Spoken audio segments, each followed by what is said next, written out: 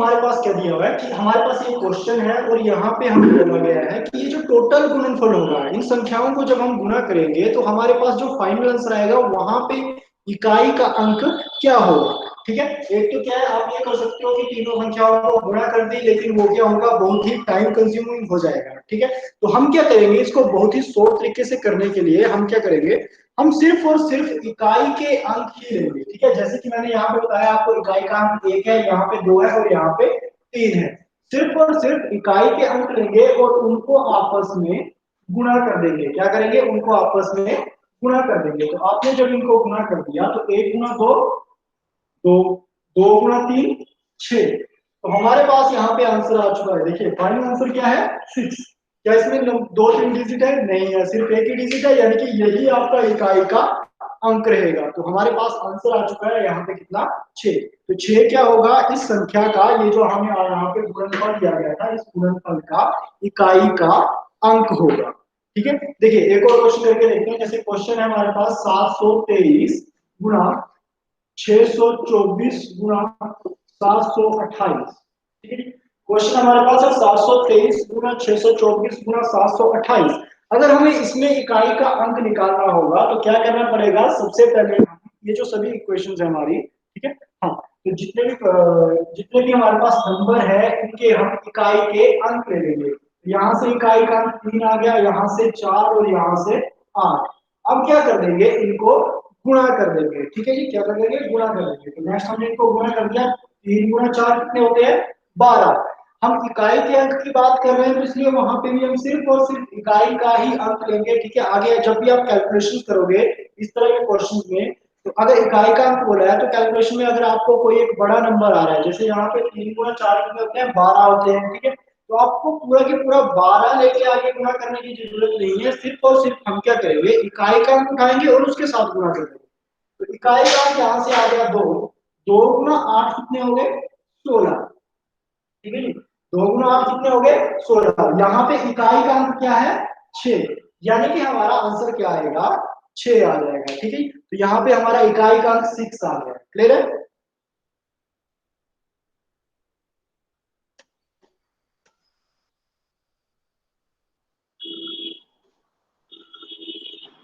Okay, ये एक और क्वेश्चन देखते हैं। जैसे हमारे पास क्वेश्चन है 526 गुणा 305 गुणा 704। ठीक है, मान लो ये क्वेश्चन है हमारे पास, तो जल्दी से आप इस क्वेश्चन को कैलकुलेट करके बताइए कि इसका जो इकाई का अंक आएगा वो क्या आएगा।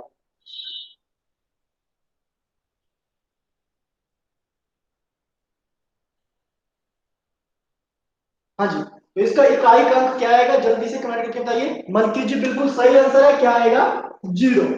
कैसे कैलकुलेट करेंगे, देखिए इकाई का अंक यहां से उठाया 6, यहां से उठाया 5 और यहां से उठाया 4।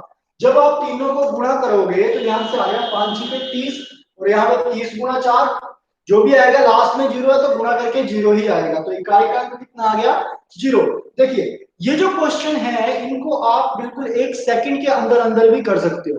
देखिए कैसे करेंगे, जब भी आपको किसी भी क्वेश्चन में इकाई का अंक 5 नजर आए, क्या आए, 5 नजर आए, और कोई दूसरी संख्या में इकाई का अंक एक सम संख्या हो, क्या हो, सम संख्या। जैसे यहाँ पे 6 भी एक सम संख्या है, 4 भी एक सम संख्या है। ठीक है, लेकिन अगर हमें क्या है, सिर्फ एक 5 और एक कोई भी इकाई का अंक, ठीक है, आगे कुछ भी देखने की जरूरत नहीं है, क्या आना चाहिए, 5 आना चाहिए और साथ में इकाई के किसी दूसरा कोई दूसरा इकाई का अंक कैसा होना चाहिए, एक सम संख्या होनी चाहिए।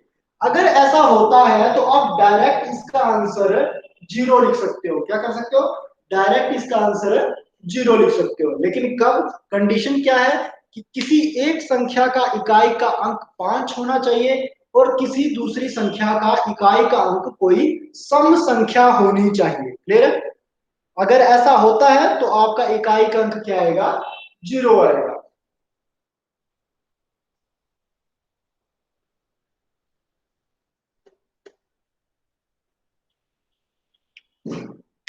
हाँ जी, एक और क्वेश्चन लिखिए जल्दी से, इसका इकाई का अंक जरा बताइएगा। 641 गुणा 702 गुणा 424 गुणा 509। हाँ जी, जल्दी से इसमें इकाई का अंक कैलकुलेट करके बताइए जी, जल्दी से कैलकुलेट करिए क्या आएगा इसमें इकाई का अंक। हाँ जी बिल्कुल सही आंसर है बल्कि जी, क्या आएगा 2 आएगा, इसका इकाई का अंक 2 आएगा। क्या बाकी लोगों को ये समझ नहीं आया हुआ है तो जल्दी से बता दीजिए।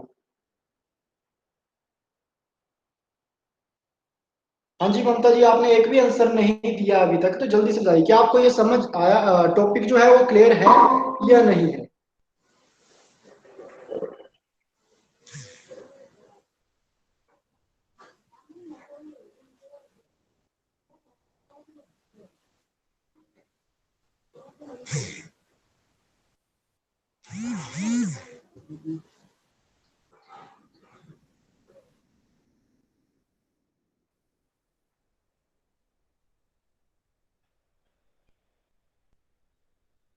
सबको समझ आ गया टॉपिक, तो जल्दी से इसके आंसर बताइए, ठीक है।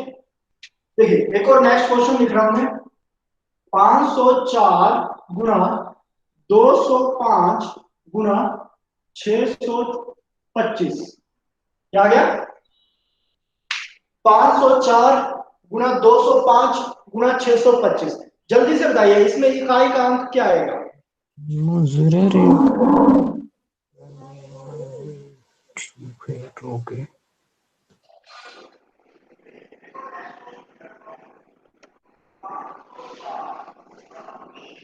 हाँ जी जल्दी से बताइए 504 गुणा 205 गुणा 625, इसमें आपका इकाई का अंक क्या आएगा, जल्दी से कैलकुलेट करके बताइए।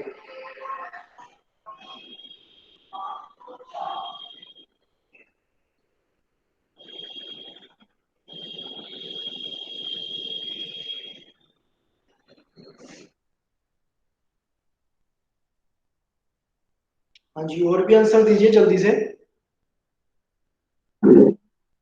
हाँ जी मोहित शेखावत बिल्कुल सही आंसर है, 0 इसका आंसर आएगा।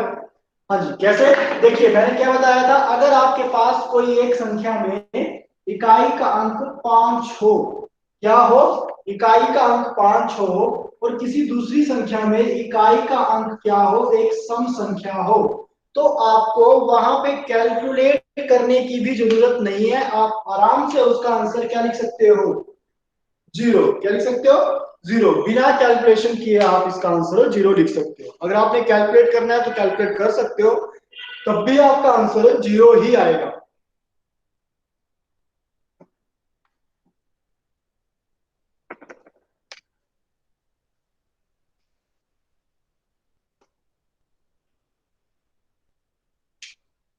चलिए एक और एग्जांपल लिखते हैं। 601 गुणा 305 गुणा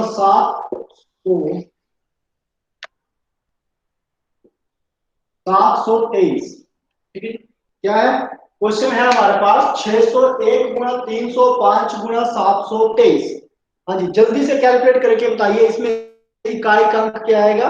हाँ जी मलकी जी बिल्कुल सही आंसर है, क्या आएगा 5 आएगा, ठीक है। अब ये जो क्वेश्चन है इसको भी हम बिना कैलकुलेशन किए कर सकते हैं, लेकिन कैसे, देखिए कंडीशन क्या है, अगर किसी एक संख्या का इकाई का अंक 5 हो, ठीक है, और बाकी की जितनी भी संख्याएं हैं आपके पास, बाकी की जो भी रिमेनिंग टर्म सॉरी नंबर्स हैं आपके पास, अगर उन सबके इकाई के अंक कैसे हो, एक विषम संख्या हो, कैसा हो, विषम संख्या, ठीक है, सबके होने चाहिए, ठीक है। कंडीशन क्या है कि बाकी की जितनी भी संख्याएं हैं उनमें इकाई का अंक क्या हो, एक विषम संख्या हो, तो वहां पे आप डायरेक्टली इकाई का अंक 5 लिख सकते हो, बिना कैलकुलेशन किए उसको आप 5 लिख सकते हो। मेरे समझ गए कब लिखना है 5, जब आपके पास एक संख्या में इकाई का अंक 5 हो और बाकी की जितनी भी संख्याएं हैं उनका इकाई का अंक एक विषम संख्या हो, तो उस केस में आप डायरेक्ट आंसर 5 लिख सकते हो।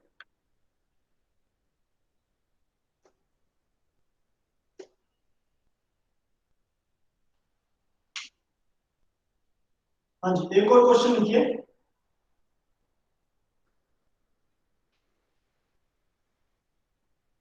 302, हाँ जी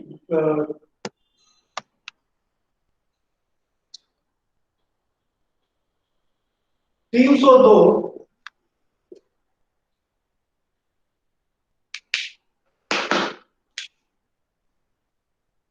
302 गुना 403 गुना 621 गुना 927।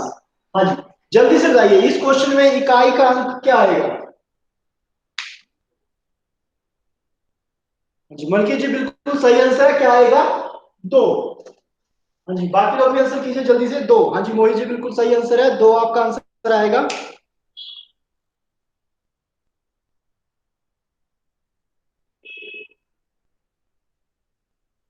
हाँ जी ममता जी बिल्कुल सही आंसर है। आंसर क्या आएगा इसमें? 2। हाँ जी, कैसे आएगा? हमने क्या किया, सारे इकाई के अंक लिख लिए। क्या किया? सभी इकाई के अंक लिख लिए और उनको क्या कर दिया? गुणा कर दिया। हाँ जी, तो कर देंगे 3 गुणा 2 6, 1 से गुणा करेंगे तो 6 ही रहेगा, 7 6 42 और इसमें इकाई का अंक क्या है? 2 है।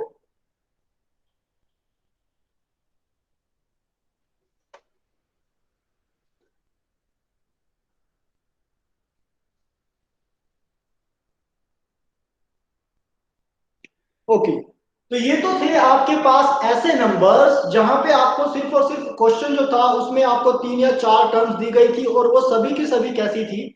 गुणनफल में थी, यानी कि गुणा हो रही थी। उस केस में आपने इकाई का अंक कैसे फाइंड आउट करना है वो मैंने आपको बता दिया। इसके बाद नेक्स्ट मूव करते हैं। अगर हमारे पास संख्या दी गई हो कोई घातीय रूप में, किसी पावर की फॉर्म में, जैसे कि 7 की पावर 302, कुछ इस तरह से अगर आपको क्वेश्चन दिया हो, क्या दिया हो, जैसे यही क्वेश्चन है 7 की पावर 302, यानी कि कोई संख्या है और उसकी किसी घात के रूप में उसे दिया गया है, तब हम उस संख्या का इकाई का अंक कैसे ज्ञात करेंगे? ठीक है, तो वो अभी हम चेक करेंगे। उसके लिए सबसे पहले लिख लो, अगर आपकी कोई भी संख्या है, ठीक है, जिसकी की आपने घात आपको कोई नंबर दिया गया है उसमें इकाई का अंक निकालना है, अगर उसमें क्या आता है, अगर संख्या का इकाई का अंक 0, 1, 5 और 6, इनमें से कोई एक संख्या होती है, अगर किसी संख्या में इकाई का अंक 0, 1, 5 या 6 होता है, तो उसकी जितनी भी घात दी जाए, जितनी भी पावर दी जाए, आपका जो आंसर रहेगा वो सेम रहेगा। जैसे अगर मैं बात करता हूं कि हमारे पास संख्या है 20 की घात 405, क्या है? 20 की घात 405। तो मैंने क्या बताया, अगर इनमें से कोई भी संख्या रहती है, जैसे कि यहाँ पे क्या है? 0, तो वहां पे आपकी घात चाहे जितनी भी दी गई हो, आपका जो इकाई का अंक रहेगा वो सेम रहेगा एज इट इज। जैसे यहाँ पे 0 है तो आपका आंसर भी 0 ही आएगा। जैसे अगर बात करते हैं बाकी यहाँ पे, जैसे कौन कौन से नंबर है? 0, 1, 5, 6। जैसे अगर मैं बात करता हूँ 31 की पावर 326, ठीक है, 31 की पावर 326, अगर इस क्वेश्चन में बात करते हैं, देखिए यहाँ पे इकाई का अंक क्या है? 1 है, और इसके लिए भी सेम कंडीशन वही रहेगी कि अगर आपकी किसी संख्या का इकाई का अंक 1 है तो उसका जो उसकी जो आप जब इसकी घात सॉल्व करोगे तो उसका इकाई का अंक सेम एज इट इज उतना ही रहेगा। यही केस आपका 5 के साथ भी फॉलो होगा और यही केस आपका 6 के साथ भी फॉलो होगा। जैसे अगर बात करते हैं 25 की घात 526, ठीक है, क्या आ गया? 25 की घात 526, तो क्या होगा? यहाँ पे भी आपका जो सेम है नंबर, जैसे यहाँ पे 5 है तो इसका इकाई का अंक भी 5 ही आएगा। ठीक है, और सेम इसी तरह से आपका 6 के केस में भी इसी तरह से हम क्वेश्चन को करेंगे कि जो भी किसी संख्या का अगर इकाई का अंक 6 है तो वहां पे जब उसकी घात को सॉल्व किया जाएगा तब भी आपका इकाई का अंक 6 ही आएगा।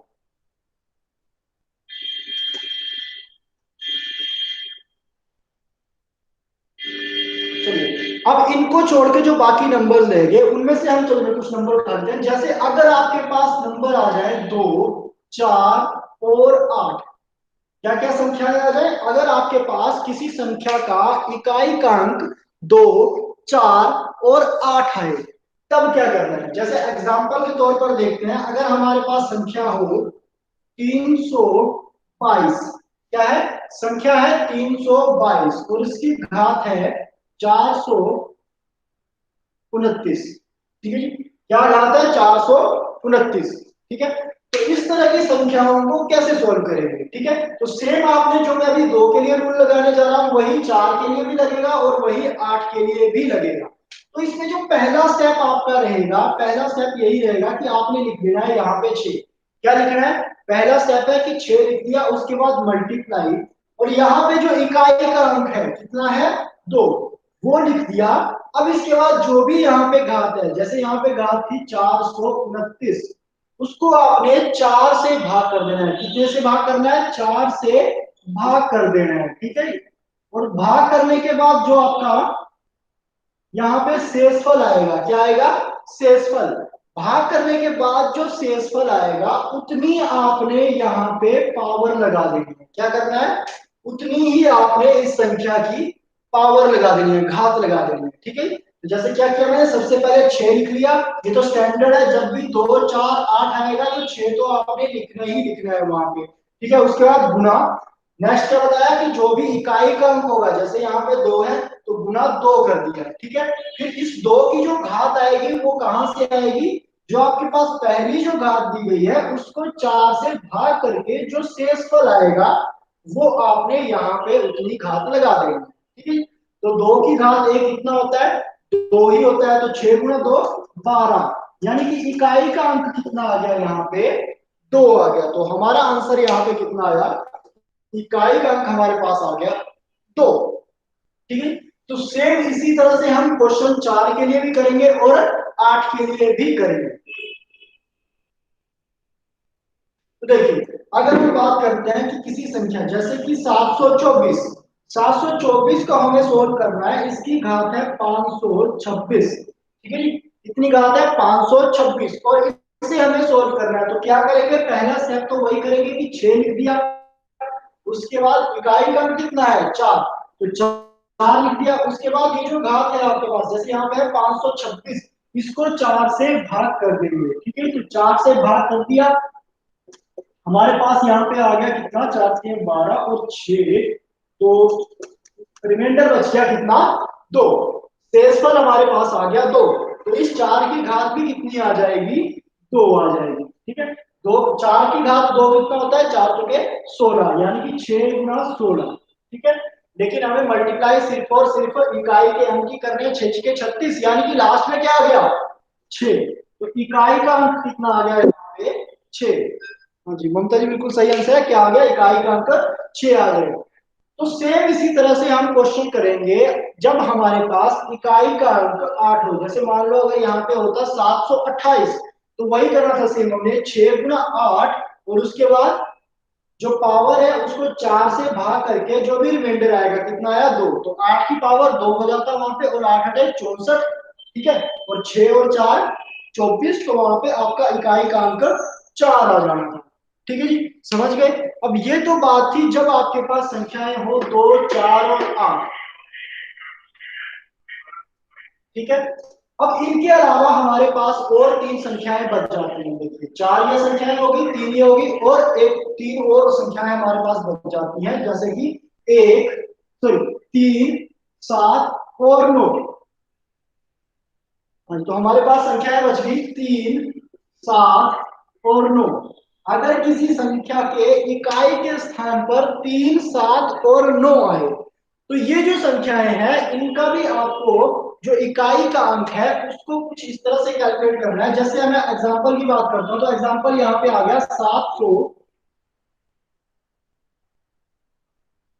733 की पावर 629, ठीक है जी, क्या आ गया 733 की पावर 629, हमें ये सोल्व करना है। तो देखिए जब भी आपके पास संख्या का इकाई का अंक 3 7 या 9 आए, उस केस में आपने क्या करना है, जो भी इकाई का अंक होगा, जैसे कि यहाँ पे 3 था तो उसको वैसे ही लिख दिया, ठीक है। क्या किया, जो भी इकाई का अंक था उसको लिख दिया, और उसके बाद ये जो आपके पास यहाँ पे घात है कितनी है 629, इसको 4 से भाग कर दिया, ठीक है जी।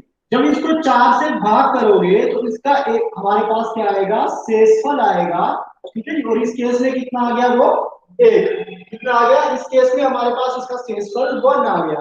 क्या करना है, अब ये जो शेषफल आएगा इसकी हमने यहाँ पे पावर लगा देंगे, तो 3 की पावर 1 यानी कि 3। तो हमारा आंसर यहाँ पे आ चुका है, इकाई का अंक क्या आ जाएगा, 3 आ जाएगा। सेम इसी तरह से अगर आपके इकाई का अंक 7 आता है तब भी क्या करेंगे, 7 को एज इट इज रख देंगे और उसके बाद जो भी पावर होगी उसको 4 से भाग करके उसका जो शेषफल आएगा वो हमने उसकी पावर बना देनी है। क्लियर है? जैसे 7 के लिए क्वेश्चन कर लेते हैं। 637 की पावर 554, ठीक है, क्या आ गया, 637 की पावर 554, ये सोल्व करना है। तो क्या करेंगे, 7 को एज इट इज लिख देंगे, उसके बाद जो भी पावर है उसको 4 से भाग कर देंगे, ठीक है। तो पावर को 4 से हम यहाँ पे भाग कर देंगे तो हमारे पास यहाँ पे आ जाएगा 12, 3, 34 और 8 चुके 32, यानी कि दो रिमाइंडर आ जाएगा। कितना आ जाएगा, दो आ जाएगा। तो ये जो दो रिमाइंडर यानी कि शेषफल आया है वो जाएगा आपकी 7 की पावर में, ठीक है। तो 7 की पावर 2 यानी कि 49। तो इकाई का अंक कितना आ गया यहाँ से, 9। हाँ जी मुमताज बिल्कुल सही आंसर है, कितना आ जाएगा, 9 आ जाएगा। हाँ जी बल्कि जी बिल्कुल सही आंसर है। तो हमारे पास क्या आ जाएगा यहाँ पे, इकाई का अंक 9 आ जाएगा। सेम ऐसे ही अगर आपका इकाई का अंक 9 आ रहा है तो वहां पे भी आपने एज इट इज ऐसे ही करना है। क्या करेंगे कि पहले लिख देंगे 9, उसके बाद जो भी पावर होगी उसको हम 4 से डिवाइड करेंगे और जो शेषफल आएगा उसको हम 9 की पावर में लिख देंगे।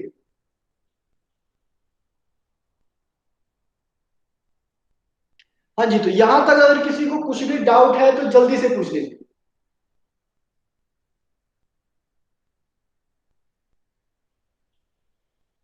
हाँ जी, अगर किसी को कुछ भी डाउट रहता है यहां तक इस लेक्चर में तो जल्दी से पूछ लीजिए।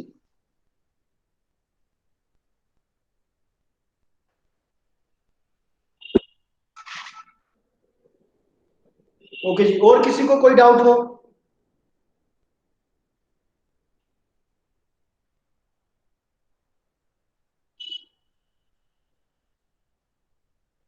नहीं है? ओके, तो थैंक यू क्लास। ओके, तो नेक्स्ट मिलते हैं हम अपनी अगली क्लास में। ठीक है।